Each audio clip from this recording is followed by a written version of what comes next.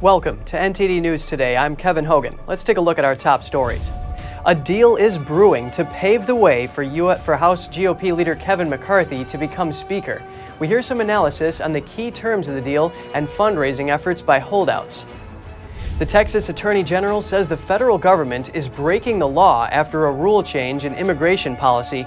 The state is now suing the Biden administration.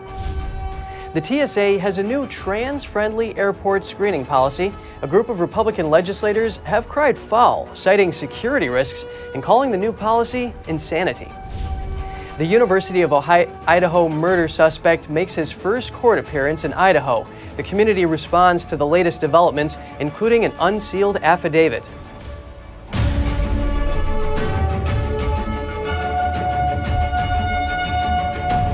At the Capitol today, the battle for the gavel wages on. After a 7th to 11th round of voting yesterday, Republican Kevin McCarthy was unable to secure the House Speaker role. A group of 20 Republicans is blocking his ascension. NTD's Jeremy Sandberg has more on their reasons. The gentleman is recognized. Representative Matt Gaetz took the House floor Thursday to nominate former President Trump for the position of House Speaker. He used the opportunity to give his underlying reason for his opposition to McCarthy's ascension. This government for far too long has been deeply corrupt. This town has been deeply corrupt. The way people get leadership positions and chairmanships and opportunities to be able to morally preen has been by accepting lobbyist and special interest money and redistributing that money as currency for favors. Gaetz says he's not criticizing either political party, but rather how things in Congress have been allowed to go down. If we just go next man up on our side of the aisle, we will reify that corrupt system and we will abandon the people who are expecting us to fight for them. The Florida congressman has been one of McCarthy's most vocal critics, with comments like this. If you want to drain the swamp, you cannot put the biggest alligator in charge of the exercise. Trump only received one vote. The former president is urging House Republicans to get things done and back McCarthy. Gaetz says he's worried if McCarthy gets elected, it will be business as usual. Specific reasons given by Gaetz include being dismissed by McCarthy on term limits, a first quarter budget balance, and a border plan from the Texas delegation. He says it comes down to trust and thinks McCarthy is liable to shift in his positions. Representative Lauren Boebert brought up similar issues and says the matter could have been resolved months ago, but McCarthy dismissed them. Border security, for term limits. Just bring the bill to the floor so we can have a vote on term limits. Battle-seasoned military veterans in Congress are growing frustrated with a group of holdouts. But we've asked and we've asked, what is it you want? What do you need? But you have 20 people demanding the unconditional surrender of, including this group of warriors. We will not unconditionally surrender. Tell us what you want. We might surrender if you tell us the terms, but just so you know, we're in the strong position. There's 201 of us and 20 of them. The stalemate has the potential to drag on for months. It essentially hamstrings operations until a speaker is elected. But 20 people are not going to be the majority of this House. McCarthy is confident of victory and says it's not how you start, it's how you finish. The entire conference is going to have to learn how to work together. So it's better that we go through this process right now so we can achieve the things we want to achieve for the American public. McCarthy losing his 11th bid makes it the longest contest for House Speaker in over 160 years. And it's not over yet. Jeremy Sandberg, NTD News. Now we get some analysis on the vote for House Speaker. We touch on what the negotiations might really be about, criticism of the holdouts, and fundraising surrounding the opposition to Congressman McCarthy's bid for Speaker.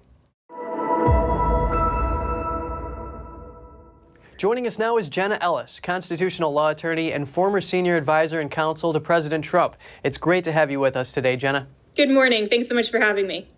The backroom bargaining being done by McCarthy's team is apparently closing in on a deal with conservatives opposing him. Lawmakers said a deal is emerging that could pave McCarthy's way, which includes giving the House Freedom Caucus better committee assignments and guardrails against excessive government spending. What can we expect to happen here in terms of negotiations?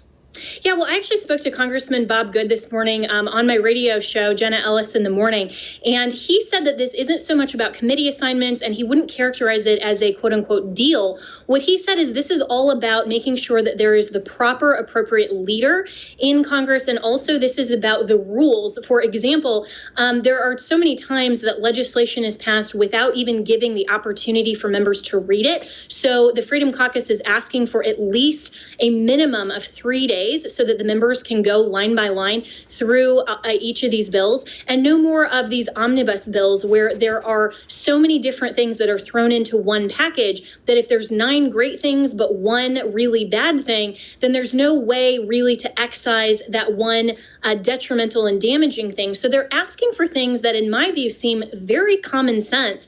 And my question to him was, why on earth would Kevin McCarthy oppose that? And I think that's something that the only Kevin majority really needs to address. Well, we know some of these bills can be thousands of pages. Congressman Scott Franklin of Florida implied that the stalemate in the House over the Speaker, due to what he calls political grandstanding, is benefiting the U.S.'s global adversaries. What's your reaction to this? I don't think that that's true at all. I think it is great for the American people to see Congress actually debating something and not just rubber stamping a leader, because this isn't about a lifetime achievement award or entitlement. This is all about Congress making sure that they are truly getting done what is in the best interest for the American people. And another thing is that only because of the very slim majority is this able to happen. If Kevin McCarthy had actually supported more America First candidates, not only in the primaries, but also the generals, and we had actually had the red wave that a lot of conservatives were anticipating, he would have been insulated from 20 defectors. He is faced with a slim majority in the House. Representatives opposed to McCarthy becoming Speaker include Matt Gaetz and Arizona's Andy Biggs. They're attempting to fundraise through donations from supporters as they block McCarthy's bid for Speaker. What do you make of this, and is this common? Well, I think it's common, across Congress that a lot of times people do fundraise off of various issues, and whether or not, that ultimately looks good in terms of the public's reaction to this. I think that what's more important than the fundraising issue is the fact that so many Americans and common sense voters across the country are encouraging the 20 to stand firm. What do you think we should expect to see here in terms of the GOP's priorities, like investigating the DOJ, investigating President Biden?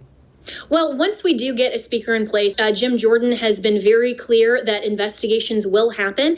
And I think that for the good of the American people, for the good of the Constitution, and for the good of the nation, these investigations, especially surrounding the COVID mandates, surrounding the Twitter files that have been released, even Hunter Biden's laptop and the Biden crime family, all of these things do need to be investigated because the House does have oversight. So, there's not a lot of hope that more legislation will be passed in this term. Well, it's great to have your update. Jenna Ellis, constitutional law attorney and former senior advisor and counsel to President Trump. Thank you so much for your time today. Thank you so much.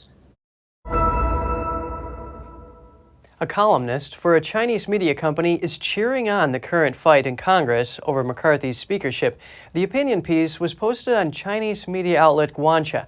It suggests that McCarthy's failing to become Speaker of the House could spell good news for China.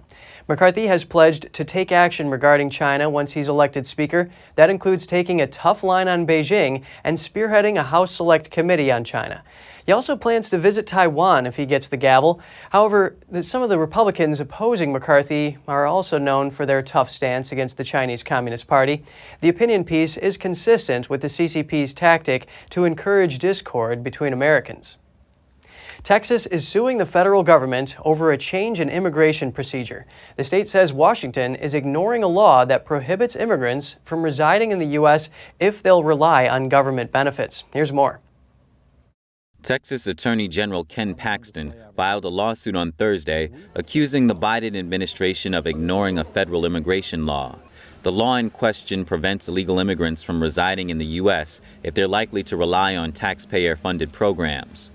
Paxton tweeted, "I've sued Biden over a dozen times to secure our southern border.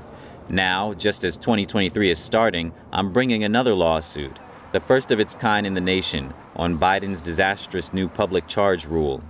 He added that he'll keep suing until officials follow the law. The Department of Homeland Security announced the Fair and Humane Public Charge Rule last year, September. The agency says the rule restores the historical understanding of a public charge that had been in place for decades until the Trump administration reinterpreted its meaning. In his lawsuit, Paxton accused the Biden administration of furthering an open borders policy by enacting the new rule, which he says effectively nullifies federal law excluding aliens likely to become public charges. According to the lawsuit, the rule excluding such immigrants has been in place since 1882 and was reaffirmed by Congress in 1996. Paxton says that by not enforcing the law, the Biden administration has opened the door to illegal immigrants who will be dependent on welfare. The lawsuit argues that the new rule was enacted in violation of federal law and is arbitrary. Paxton said in a statement that the Biden administration is committed to opening the borders to aliens who lack the ability to take care of themselves.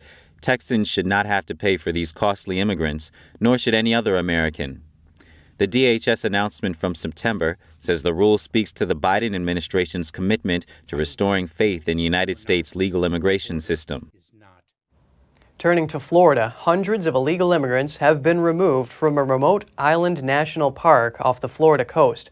According to Homeland Security officials, Coast Guard cutters have brought more than 300 illegal immigrants to Key West. There, they will await their next step in their processing.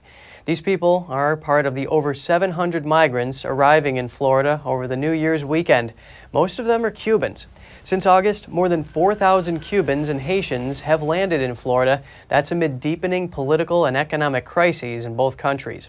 In the same period, some 8,000 migrants were stopped at sea and sent back to their homelands, and over 60 people are known to have died at sea. An escaped Mexican cartel kingpin known as El Neto died after a shootout early on Thursday. This just 4 days after he fled prison in a violent mass breakout. Ernesto de la Cruz was tracked down by intelligence forces in the city of Juarez on the U.S. border and then shot after a pursuit. He reportedly crashed into a gas station, exited the vehicle, and began shooting at police before being injured. He died en route to the state attorney general's offices. El Neto was a top gunman for the Los Mexicles cartel. He escaped with 29 other inmates after raiders in armored vehicles attacked the prison in Juarez early on New Year's Day. A supermarket and a convenience store were attacked as decoys to distract police from Neto's escape.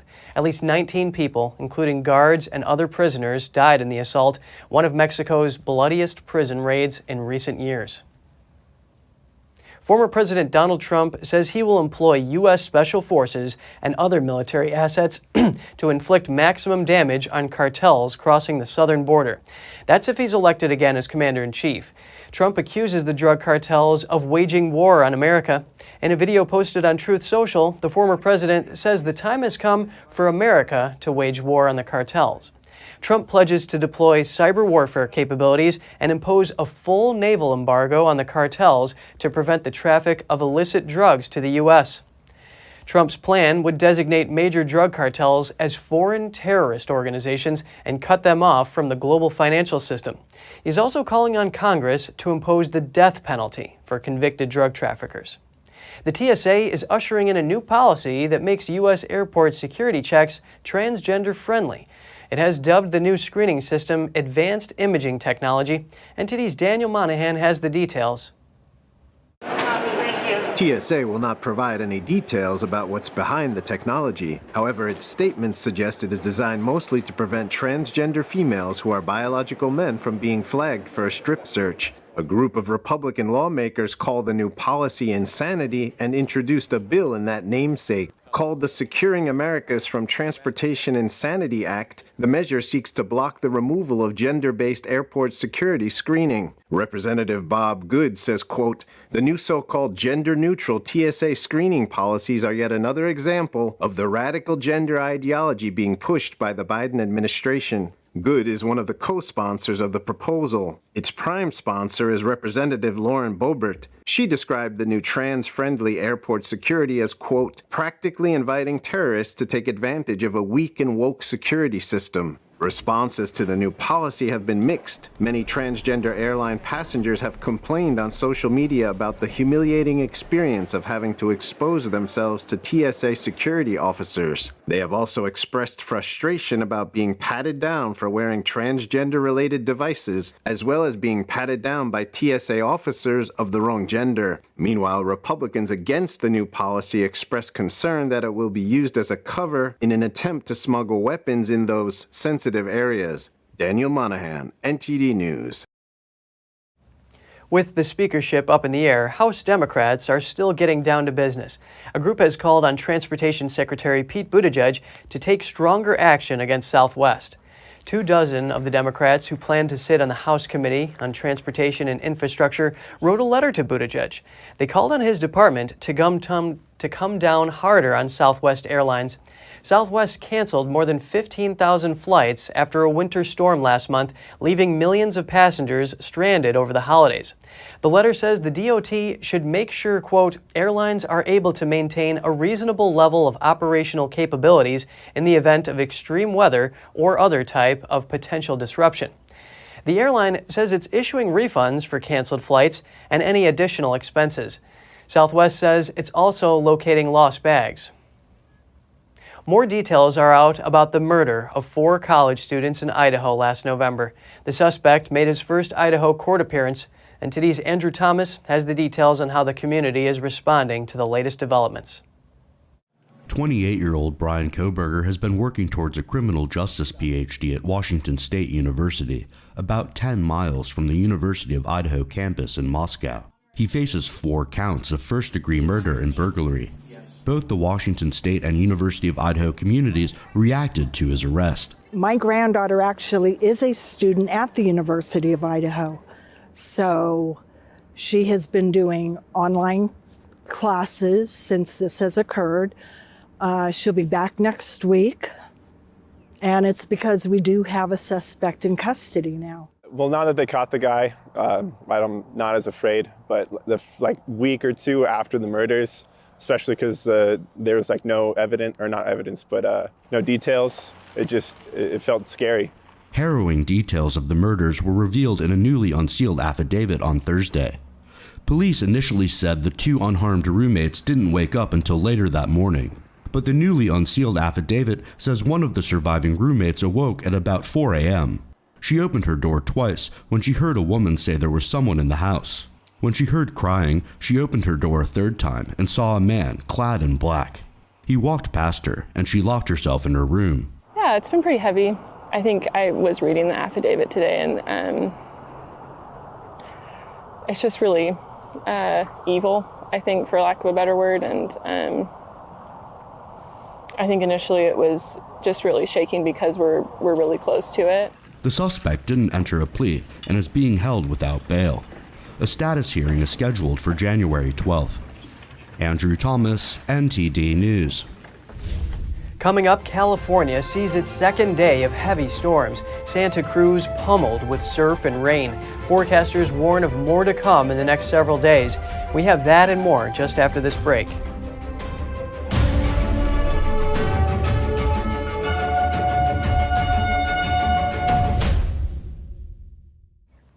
A massive Pacific storm battered parts of California for a 2nd day yesterday. High winds, torrential rain, and heavy snow knocked out power to tens of thousands of homes. Flash floods, rock slides, and toppled trees disrupted road travel. Coastal properties were pummeled in Santa Cruz. At least 1 bridge and 1 pier were severely damaged. Forecasters say the storm was powered by 2 overlapping phenomena, an airborne stream of dense moisture called an atmospheric river and a hurricane-force low-pressure system known as a bomb cyclone. Many in the low-lying flats of the city had their homes flooded. Here's what local residents had to say about the storm. Street was basically a river because it's the steep hill flowing down it, and it helped lead to all of this: broken windows and roll down shutters, all kinds of debris, logs. Like I said, a boulder smashed into a house over here. This is quite a significant amount of waves and devastation to the cliffs, but we are so thankful for the sense of people helping people and checking in on each other. There's a house down at the end of the private neighborhood that completely lifted off its foundation, is sitting in the middle of the street, blocking the rest of the neighborhood off. The National Weather Service says more can be expected over the next couple of days. They warned of flash flooding and mudslides in places saturated from repeated downpours. They say the most vulnerable areas are bare hillsides stripped of vegetation from past wildfires. Officers investigating wildfires in California made 160 arson arrests last year, up from 149 in 2021. That's part of a steady increase in arrests over the past 4 years. CAL FIRE's chief of law enforcement told the Epoch Times the numbers are increasing as officers more diligently investigate arsons and the number of private and public cameras grows. Last year, significantly fewer acres were burned in California, but it's unclear whether the arson arrests played a part in the reduction. In 2022, over 360,000 acres burned. The year before, it was nearly 2.7 million acres.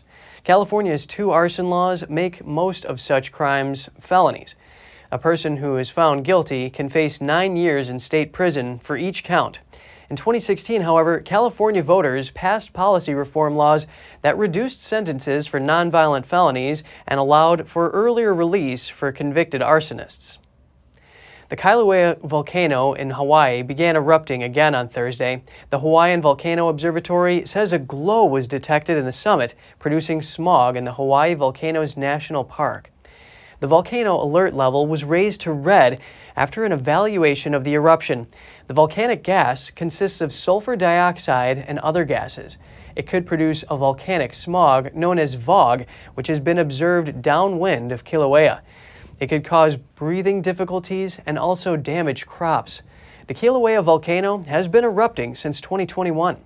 It's the younger and more active neighbor of Mauna Loa, which erupted in November for the first time since 1984. Both are on Hawaii's Big Island.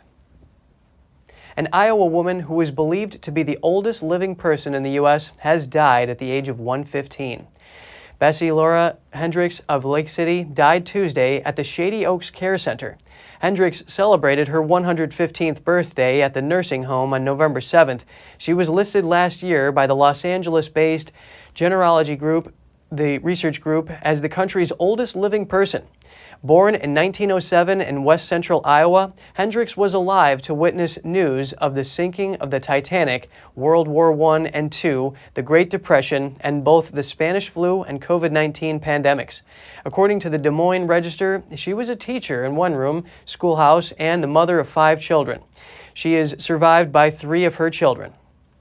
Some people never learn. An escaped inmate is back in custody in Tyler, Texas. We have video of him on the run in his orange jumpsuit. Let's take a look. Timothy Chappelle managed to break out of a van when he was being transported between 2 Smith County jails. While on the run, he broke into 2 homes. Deputies then caught him and returned him to custody. Authorities say Chappelle was able to escape by kicking out a window. It was reinforced with a cage, but not well enough, and the force of his kick stripped the screws holding it in place. The sheriff says the van will be retrofitted with bars. Chappelle was originally in custody on a criminal mischief charge. He's now facing burglary and escape charges as well. And just ahead, hospitals in Shanghai are overflowing with patients. In one hospital, beds line the corridors of the emergency treatment area and main lobby. And a warning from NATO's top leader, Secretary General Jens Stoltenberg, cautions against economic dependence on China. We'll have the details soon when we return.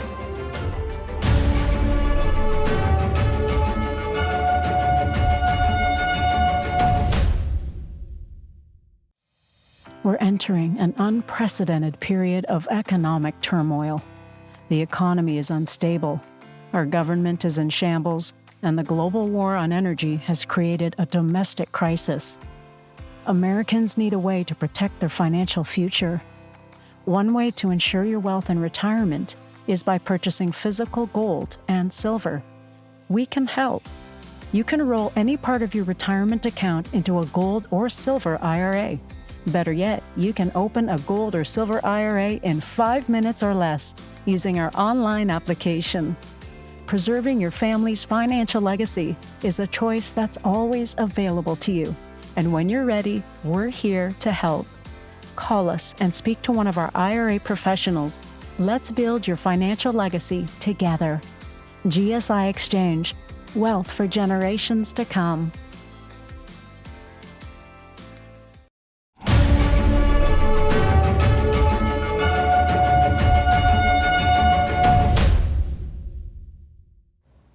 Welcome back. China is facing all kinds of issues right now. One of the most concerning ones, COVID. Numbers continue to rise, and hospitals in Shanghai are overflowing with patients. Beds lined the corridors of the emergency treatment area and main lobby on Thursday. Most of them elderly, and several were breathing with oxygen tanks. A notice advised patients that they would have to wait an average of 5 hours to be seen. This has become a common scene across China, with emergency wards filled to the brink and patients lining up for hours to get treatment. China had defended its COVID handling measures and said the country's epidemic situation is controllable. However, videos from China tell a different story. The collapse of the medical system, pharmacies out of stock, funeral homes overflowing.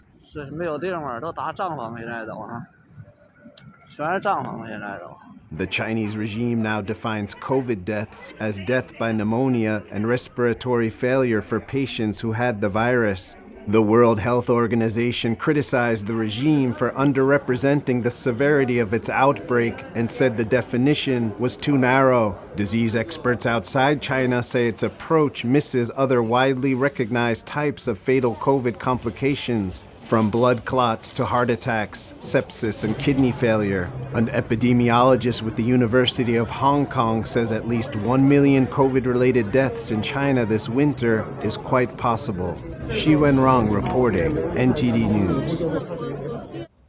One thing that might be worth following closely, while the outbreak is becoming more severe, the Chinese regime is relaxing its travel restrictions. China expects passenger trips during the Lunar New Year to reach 2.1 billion this year, which is double from 2022.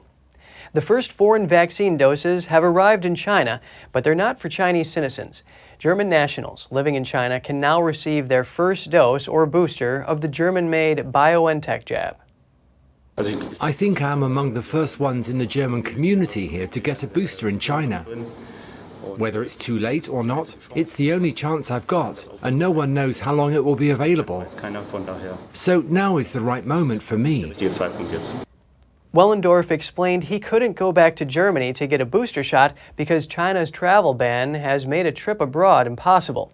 Germans over the age of 12 can access BioNTech in 5 cities: Beijing, Shanghai, Shenyang, Guangzhou, and Chengdu. About 14,000 German nationals live in China, and more than 8,000 doses of BioNTech vaccine have been shipped. The deal allowing that was made during the German Chancellor's November trip to Beijing. That followed Berlin's clearance of Chinese vaccines for Chinese nationals living in Germany. China hasn't yet approved the widespread use of any non-Chinese vaccines, despite soaring infection rates. A U.S. warship sailed through the sensitive Taiwan Strait on Thursday. The U.S. military has referred to it as routine activity in the area.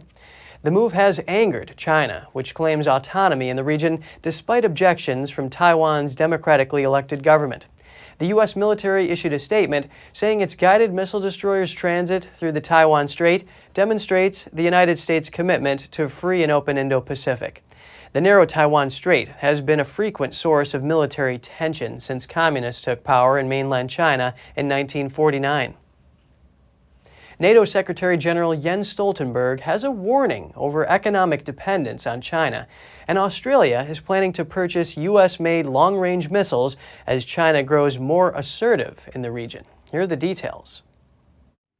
Australia boosting its long-range strike capability with the purchase of a U.S. missile system. The effectiveness of the HIMARS system in the Ukrainian conflict has certainly influenced the government's decision here. HIMARS is the same long-range military technology Ukraine is using in its war against Russia. But for Australia's defence focus, China seems to be the target. It's also something where we, as an ally of the United States, can support their efforts and Air Force posture in the Pacific region as well. Last year, China signed a security pact with the Solomon Islands in the Pacific. The move heightened Australian and U.S. concerns about China's assertiveness in the region. According to the Australian government, the HIMARS system will include launchers, missiles, and training rockets, and will be used by 2026. The Australian Army will be going from having an ability to strike targets 30 kilometres away to eventually being able to strike targets at ranges greater than 499 kilometres. The system is part of Australia's over $700 million budget for new missiles and rockets. The leader of the world's largest military alliance is sounding the alarm. The issue, Western economies' dependence on China. On Thursday, NATO Secretary General Jens Stoltenberg warned that over-reliance on Chinese products would, quote, make us vulnerable. We shouldn't make the same mistake when it comes to other authoritarian regimes, especially China.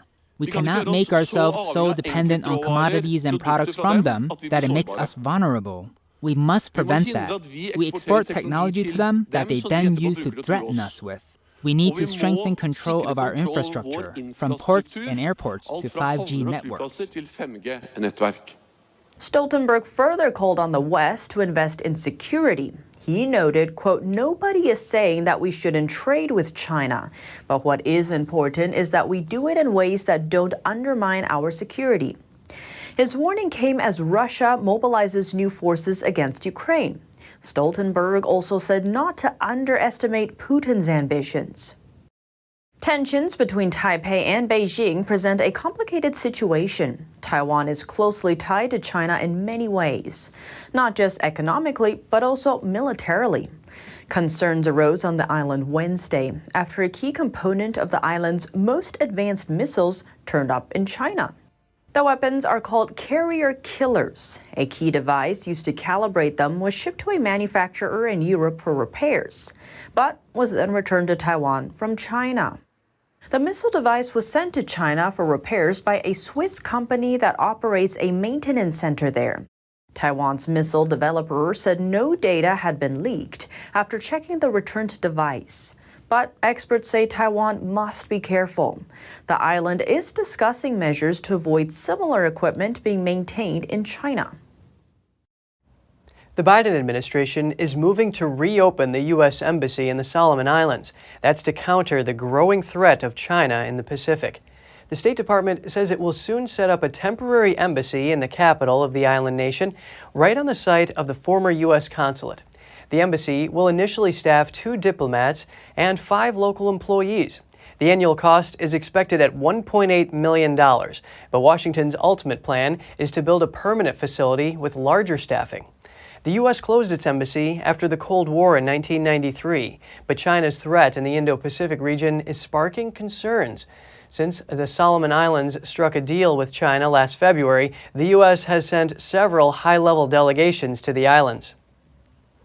The foreign and defense ministers of Japan and the United States will hold talks on security and cooperation in Washington on Wednesday. The so-called 2+2 meeting of the allies will discuss ways to achieve a free and open Indo-Pacific, according to Japan's foreign ministry. The meeting will be held ahead of talks between Japanese Prime Minister Fumio Kishida and U.S. President Joe Biden at the White House on January 13th. South Korea will consider terminating a 2018 inter-Korean military agreement if North Korea's military makes further incursions into its airspace. That's according to a South Korean official following the North's recent drone intrusion. The agreement was signed by former South Korean President Moon Jae-in and North Korean leader Kim Jong-un in 2018 to end military hostilities between their nations. Termination of the agreement could result in the resumption of live fire drills along the demarcation line separating the two Koreas. North Korea sent 5 drones into South Korea on December 26th. One of them briefly entered a no-fly zone surrounding South Korea's presidential office. This prompted South Korea to deploy fighter jets and fire about 100 rounds at the drones, but none were shot down, and they flew over South Korean cities for hours. In response, South Korea's president has demanded the military develop a drone unit for surveillance operations, develop stealth drones, and mass-produce small drones by the end of the year. And if you have any news tips or feedback for the show, don't hesitate to email us at news.today@ntd.com. And coming up, no ceasefire between Russia and Ukraine as Orthodox Christmas approaches. Ukraine is rejecting a Russian proposal for a 36-hour truce. And both the U.S. and Germany are set to deliver armored vehicles to Ukraine. This marks the first time the U.S. is giving Ukraine the Bradley fighting vehicles. We'll return with that and more after this break.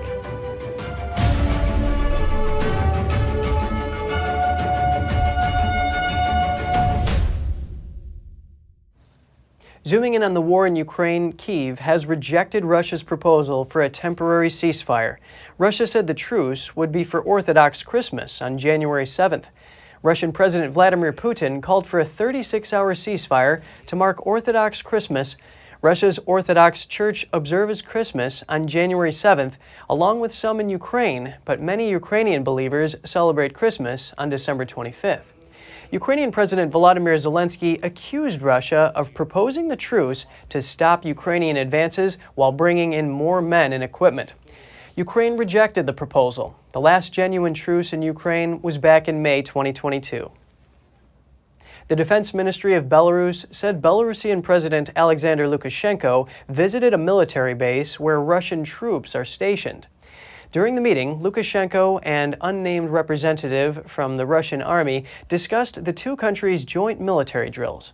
Belarus is closely allied with Moscow and said Thursday that it will receive more weapons from Russia as the two boost their military cooperation.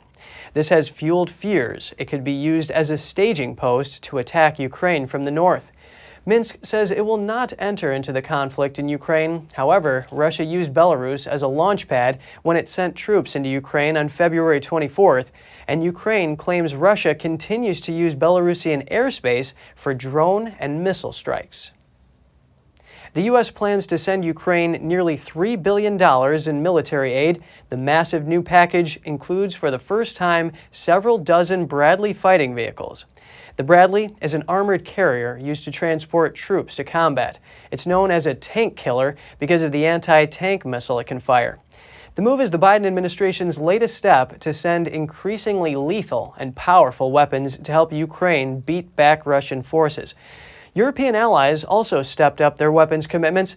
Germany announced it will provide armored personnel carriers and a Patriot missile battery to Ukraine, while France says it will soon hold talks to arrange for the delivery of armored combat vehicles. And the U.S. isn't acting alone. Germany said today it also plans to deliver fighting vehicles to Ukraine. Germany is set to send Ukraine around 40 Marder infantry fighting vehicles within the first quarter. That's enough to equip a battalion. The Marder has been used in the German army since the 1970s, but is being replaced by newer models. They are armed with 20mm autocannons and anti-tank guided missile launchers. Training on the Marder vehicle is set to take place in Germany and last about 8 weeks. Germany said they will also send a Patriot anti-aircraft missile system within the first quarter. Ukraine has been asking for heavier weapons from the West. The holder of the McDonald's franchise in Kazakhstan is dropping its license, meaning it will no longer operate under the U.S. brand. Food Solutions KZ says it made the decision due to supply issues. The company promises to reopen its restaurants soon, but with a new brand. After cutting ties with Russian companies, Food Solutions KZ is running out of supplies. It was forced to close its restaurants temporarily in November. The West has stepped up sanctions against Moscow following its war in Ukraine. This has had a ripple effect on businesses in neighboring countries. Russia is a major trading partner of Kazakhstan. Like Food Solutions KZ, other companies in the country are dealing with similar supply issues. McDonald's didn't respond to whether it would pull out of the Kazakhstan market. On January 1st, 1993, the state of Czechoslovakia vanished to be replaced by independent Czech and Slovak republics.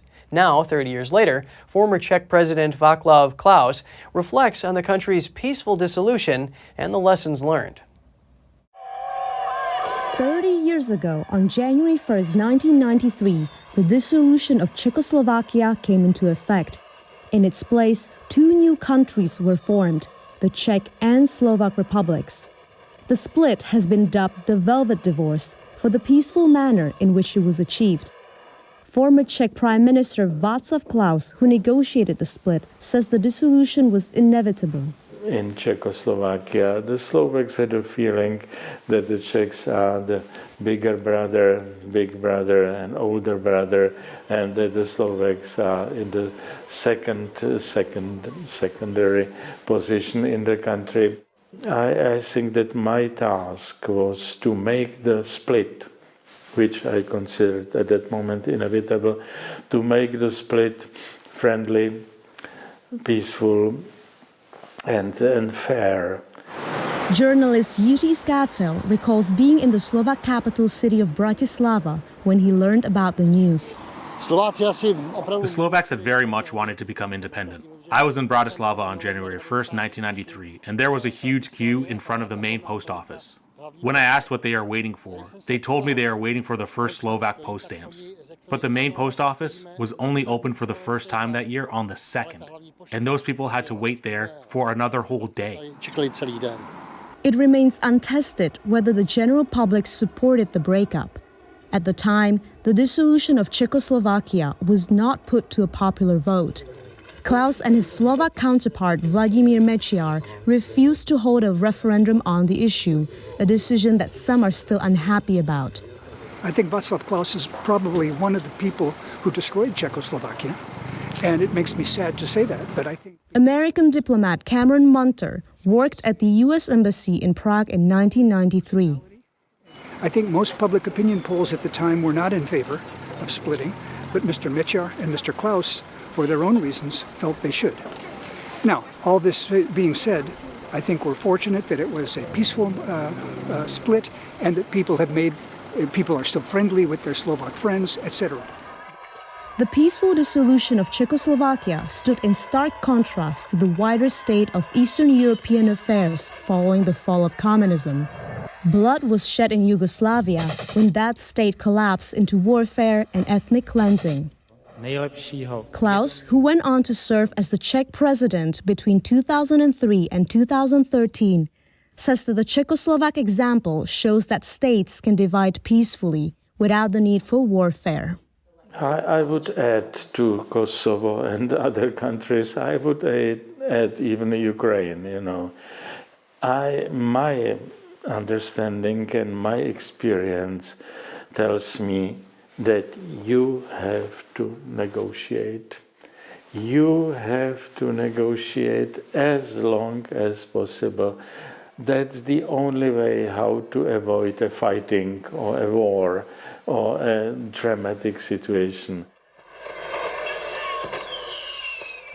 Just ahead, following a bill currently in debate in France's parliament, more wind power plants could be installed in the country. But some experts and associations oppose this plan and dispute its efficacy. And European ski resorts are struggling to survive a snow-starved season as the continent saw its warmest January on record. Stay tuned for more on that when we return.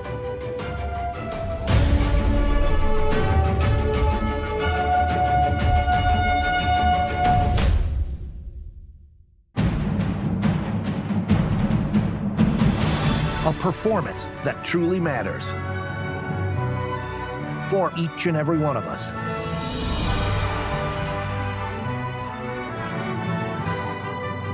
This is what you've been waiting for. See it at least once in your lifetime. Get tickets now at shenyun.com. Freedom is not free, and neither is the truth.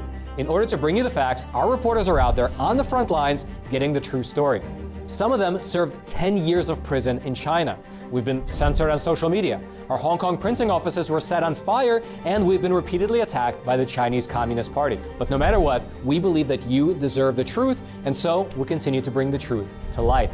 Head on over to getepic.com and try honest journalism that is based in truth and tradition. We'd love to have you on board.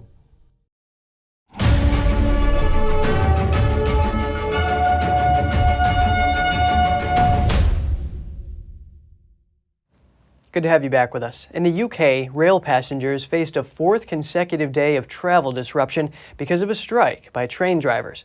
Services were crippled by the walkout by members of ASLEF at 15 rail companies in a long-running dispute over pay, with some areas having no trains all day. ASLEF General Secretary Mick Whelan said it was inevitable that further strikes will be held unless the deadlock is broken. The action follows a 48-hour strike by members of the Rail, Maritime and Transport Union, or RMT, which led to widespread disruption across the country. The latest wave of industrial action comes as the Times newspaper reports the Prime Minister could announce legislation to enforce minimum service levels during strikes as early as this week. However, a significant pay raise for public sector workers is also reportedly under consideration as a means of ending the strikes. In France, members of parliament are debating a bill that aims to decarbonize French energy production and industry. Among its measures, it would provide more subsidies for green energy, but the French are divided over constructing more wind turbines in the countryside. NTD's France correspondent David Vives has the story. The French government is a fierce opponent of the recently passed U.S. Inflation Reduction Act, calling it a major threat to European companies. Now, the parliament in France reviewing what appears to be a French version of the billion-dollar subsidy scheme for green industries. The French bill also aims to speed up the decarbonization of the economy. Different industries will benefit from new subsidies, taxes, and regulations. The bill will boost the installation of wind power plants in France, on land as well as offshore. The government moves has triggered opposition in Parliament. Some members brought up the impact of wind turbines on the ecosystem. Indeed, this bill will likely favor wind energy developers at the expense of protecting biodiversity, the countryside, and our heritage. This bill is shocking. I will quote again this terrible figure. For each wind turbine, an average of 27 birds are found dead each year, killed by the blades. Official figures show that over 8,000 land-based wind turbines have been erected across France. For years, thousands of local groups have worked to oppose the presence of the 190-meter-high turbines in the countryside. Opponents also point to the costs of producing electricity from wind power. The electricity produced by wind farms is purchased by the national electricity distributor at about £80 per kilowatt-hour. In comparison, nuclear energy costs about £30 per kilowatt-hour. To make up for the higher costs, the government paying £36 billion over 9 years to support the development of wind power in France. According to author Louis Fouché, state subsidies paid by taxpayers are the main reason for the development of wind power. I know a forester in central France. He has been offered €200,000 per year, guaranteed over 30 years to install 25 wind turbines in his forest. The same thing was promised to the departmental council, the general council, the mayor of the commune, and the president. So what this wind turbine business is all about, it's a story of widespread corruption. Fouché says green energy lobbyists take advantage of their influence on policy. They bet money on the future that doesn't exist yet. But it doesn't matter. They know that they are going to take the market anyway because they are also in touch with the people who make the laws and the people who determine the energy mix. That doesn't mean that I don't think there's an environmental problem. I think there is one. French members of parliament are expected to vote on the bill next week. David Vives, NTD News. It's a challenging start to the new year for many European ski resorts, with countries across the continent recording their warmest start to January ever. A lack of snow means a tough ski season lies ahead, and businesses are struggling to survive. Due to unusual mild temperatures, Switzerland's world-renowned ski slopes have been a disappointment this holiday season. The lack of snow has severely disrupted operations at many ski resorts across Europe. This week, temperatures in a resort village of Vord Alps climbed to 8 degrees Celsius, with rain expected in the forecast. Only a handful of skiers could be seen descending a slope where a narrow path of artificial snow had been laid to create a semblance of winter. We have a decrease in usage of around 35 to 40% if we compare it to last year, which was a very good year. If we compare it to the last 5 years, we have less than 20% of decrease. This tourist from the US said she was disappointed. And we have no snow on the East Coast in the US either right now, so all my friends were excited for me to come ski over here and have lots of snow. So, same problem there. This man said he was laid off from a restaurant located on the top of the only open ski slope. Quite frankly, we don't know what to expect. So of course they say that if it snows, we will get our jobs back. But it's a bit complicated to rely on this because we have bills and a rent to pay. Many low-lying ski resorts have been forced to close. The ones that remain open are trying to occupy tourists with other forms of leisure, such as opening its alpine bike paths. In the Balkan nation of Bosnia, the mountains near Sarajevo once hosted the Winter Olympics, but now are literally snowless. It's even impossible to make artificial snow as temperatures reach 10 degrees Celsius and over. God and nature proved stronger than us and made it impossible to make snow for our dear guests, who are coming in large numbers. Our accommodations have been full in the last few days, but skiing remains impossible. Recent satellite imagery showed ski resorts in France, Switzerland and Austria with significantly less snow compared to this time last year. And staying in Europe, people in Bulgaria celebrated the Christian holiday of Epiphany today. And part of their traditional celebration is to dance in an icy river. On Epiphany, it's traditional for Bulgarian Orthodox men to compete against one another to recover a crucifix thrown into a frozen lake or river. After the crucifix is found, the men celebrate. They put their arms around each other's shoulders and dance in a circle to music played on drums and bagpipes. In Western traditions, Epiphany marks the arrival of the three wise men to see the newborn baby Jesus.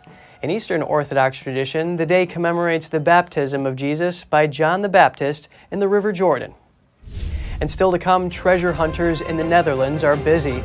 They're looking for the spot where German soldiers supposedly hid millions of dollars of treasure during World War II. Get the story in just a minute.